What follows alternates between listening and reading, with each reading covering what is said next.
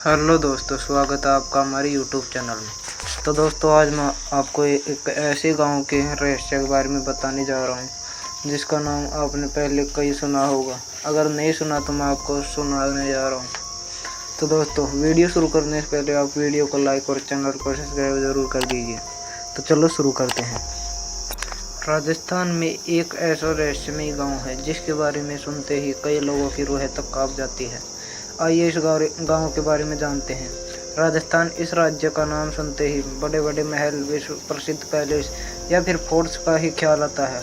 शायद इसलिए इस राज्य में हर महीने लाखों विदेशी लोग घूमने आते हैं। लेकिन राजस्थान के जैसलमेर शहर से लगभग 20 किलोमीटर की दूरी पर मौजूद कुलधरा गाँव एक ऐसी जगह है जहाँ के बारे में सुनते ही कई लोगों की रूह तक काँप जाती है। इस गाँव से एक नहीं बल्कि कई रहस्यमय डरावनी घटनाएं जुड़ी हुई हैं। इस कहानी में हम आपको कुलधरा गांव के रहस्य के बारे में बताएंगे। कुलधरा गांव का इतिहास बेहद ही दिलचस्प है। यह माना जाता है कि प्राचीन काल में इस गांव को ब्राह्मणों द्वारा बसाया गया था। कई लोगों का मानना है कि प्रधान नामक पाली के एक ब्राह्मण ने इस गांव को बसाया था। इस गांव में मौजूद शिलालेख और नक्शा के आधार पर कई लोगों का भी मानना है कि यहाँ कई वर्षों तक सिर्फ ब्राह्मणों का ही राज था और सलीम सिंह नाम के ब्राह्मण का राज चलता था। वो अन्य लोगों से वसूली भी करता था। भारत की सबसे रहस्यमय और डरावनी जगहों की बात होती तो सबसे पहले कुलधरा गांव का नाम जरूर लिया जाता था। लोक कथा के अनुसार यह गांव 50 से 100 साल नहीं बल्कि 200 सालों से भी अधिक समय से वीरान पड़ा हुआ है।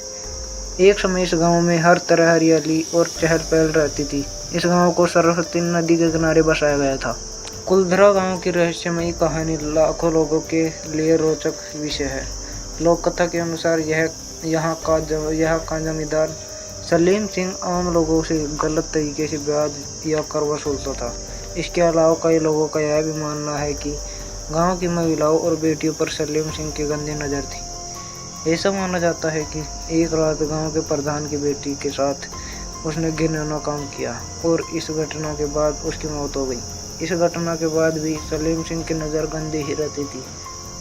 कई दिनों तक गांव वालों ने इसका विरोध किया और जब वो नहीं माना तो मुखिया समेत पूरा गांव रातों रात खाली हो गया। इस घटना के बाद उस समय कोई भी व्यक्ति डर के चलते इस गांव में अपना घर नहीं बना पाता था। माना जाता है कि जो भी इस गांव बनाता था उसके साथ अजीब घटना होने लगती थी। अगर आप सोच रहे हैं कि क्या कुलधरा गाँव में घूमने के लिए कोई जा सकता है, तो हम आपको बता दें कि यह घूमने को लेकर कोई भी पाबंदी नहीं है। कुलधरा गांव अब भारतीय पुरातत्व सर्वेक्षण द्वारा संरक्षित तरीके से रखा जाने वाला एक ऐतिहासिक स्थल बन चुका है। यहाँ देशी और विदेशी पर्यटक भी घूमने के लिए पहुँचते हैं। हालांकि शाम होते ही इस गांव के आसपास कोई भी नहीं भटकता है। गर्मी के मौसम में शायद कोई भी राजस्थान घूमने नहीं जाना चाहेगा। ऐसे में अक्टूबर से लेकर मार्च में यहाँ घूमना बेस्ट हो सकता है। टिकट के बारे में जिक्र करें तो इस गांव में घूमने के लिए लगभग 10 रुपये का टिकट लगता है। गाड़ी पार्क करने का अलग चार्ज लगता है।